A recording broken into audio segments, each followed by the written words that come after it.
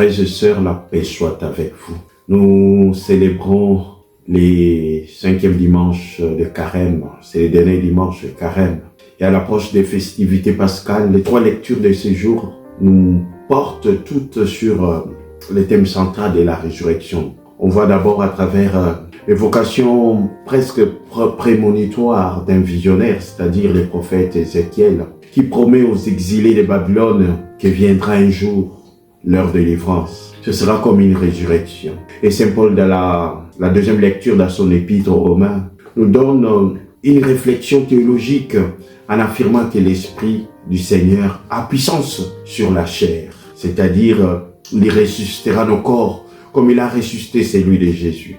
Et l'évangile de ces jours, c'est le récit le plus presque long des miracles de Jésus, nous parle de la résurrection de Lazare.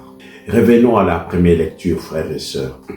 Il s'agit du prophète Ézéchiel. Le prophète Ézéchiel a vécu presque la même période que le prophète Jérémie, 7e siècle et début 6e siècle avant Jésus. Voilà, le Seigneur l'envoie pour parler au peuple d'Israël. Mais pour comprendre l'extrait de ce jour, il faut revenir un peu en arrière, lire du 1er au 11e verset du chapitre 37e, où le Seigneur amène Ézéchiel dans sa vision dans un champ des ossements desséchés.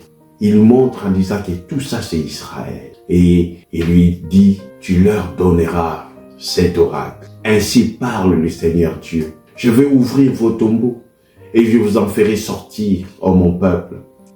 Et je vous ramènerai sur la terre d'Israël. Vous saurez que je suis le Seigneur quand j'ouvrirai vos tombeaux et vous en ferai sortir, ô mon peuple. Oui, le peuple est captif, exilé. Le peuple est considéré comme gisant. C'est pourquoi le Seigneur leur donne ce message d'espérance. Et le Seigneur renchérit. Je mettrai en vous mon esprit et vous vivrez. Et je vous installerai sur votre terre et vous saurez que je suis le Seigneur. Oui, frères et sœurs, cet appel, c'est un appel à l'espérance pour que nous puissions toujours nous dire une chose. La puissance du Seigneur ne peut pas être arrêtée par nos doutes, ni par nos épreuves, ni par nos abattements. Le Seigneur est puissant que nos déceptions. Le Seigneur est puissant que nos trahisons. Le Seigneur est puissant que nos découragements. Alors, nous aussi, ouvrons nos cœurs, meurtris comme des tombeaux qui nous renferment dans nos peurs, dans nos épreuves, dans nos pleurs. Que le Seigneur puisse nous donner son esprit pour que nous puissions vivre. Et en ce sens, Saint Paul, dans la deuxième lecture, nous invite à ouvrir notre cœur à la force de l'esprit qui a puissance sur la chair. C'est-à-dire ne pas se laisser gagner par le beuverie, par tout ce qui peut être obstacle à la vie de foi, qui nous empêche d'être vraiment des témoins de la foi, de l'espérance et de la charité. Il s'adresse aux Romains parce qu'il sait, Saint Paul, que les Romains sont sujets à des tentations de ceux qui les entourent, ceux qui vivent les orgies, les beuveries et toutes autres dérives. C'est pourquoi Saint Paul les dit avec des mots forts. Frères, sous l'emprise de la chair, on ne peut pas plaire à Dieu. Or, vous n'êtes pas sous l'emprise de la chair, mais sous l'emprise de l'esprit, puisque l'esprit de Dieu habite en vous. Et si l'esprit de celui qui a ressuscité Jésus d'entre les morts habite en vous, celui qui a ressuscité Jésus d'entre les morts donnera aussi la vie à vos corps mortels par son esprit qui habite en vous. Oui, frères et sœurs, voilà cette force que nous sommes appelés à aller chercher. Vaincre tout ce qui nous rend lourds, la torpeur qui nous empêche d'aller vers la résurrection, aller vers notre Pâques. Lutter, combattre les bons combats contre les vices, contre la pesanteur de la chair dans l'essence du péché. Oui, frères et sœurs, si Saint Paul nous appelle à cette force pour ouvrir notre cœur, à ce grand mystère de la résurrection.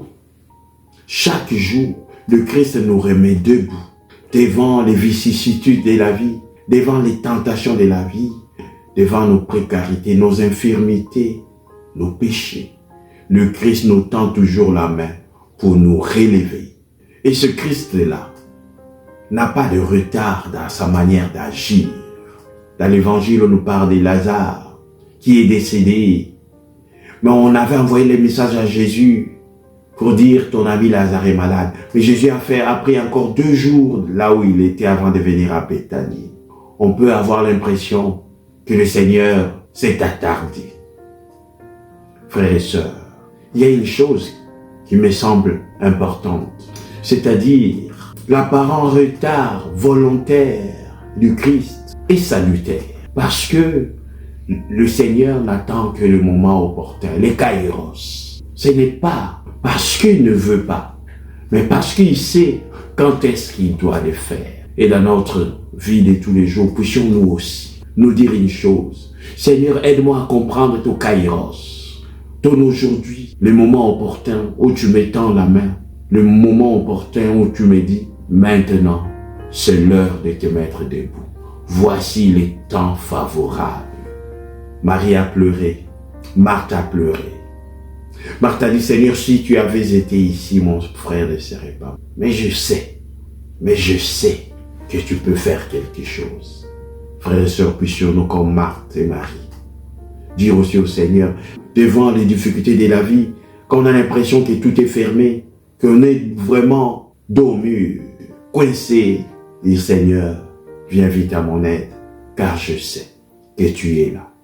Et il nous dira comme il a dit à Lazare, Lazare, viens dehors. Oui, frères et sœurs, couchés dans la tombe de nos blessures, de nos peurs, de nos angoisses, puissions-nous entendre aussi cet appel retentissant du Verbe incarné. Lazare, viens dehors. Chacun de nous a un petit Lazare en lui, dans les peurs, dans les épreuves. Aujourd'hui, le Seigneur te dit, me dit, laisse Lazare sortir pour poursuivre les chemins de la vie. Frères et sœurs, laisse le Seigneur ou les gens que le Seigneur a mis sur ta route dérouler cette pierre. C'est alors que tu sortiras du sommeil, de la mort et de la torpeur. Ne crains pas de te donner, je dirais, cette force que tu as déjà reçue le jour de ton baptême pour aller de l'avant et dis tout simplement au Seigneur, Seigneur, viens, j'ouvre mon cœur, donne-moi ton esprit et je vivrai. Mes frères et sœurs, bonne continuité de cette marche vers Pâques. Que le Seigneur lui-même, qui a commencé cette marche avec nous, puisse nous donner toujours sa force pour aller jusqu'à Pâques avec un cœur disponible. Au nom du Père et du Fils et du Saint-Esprit. Amen.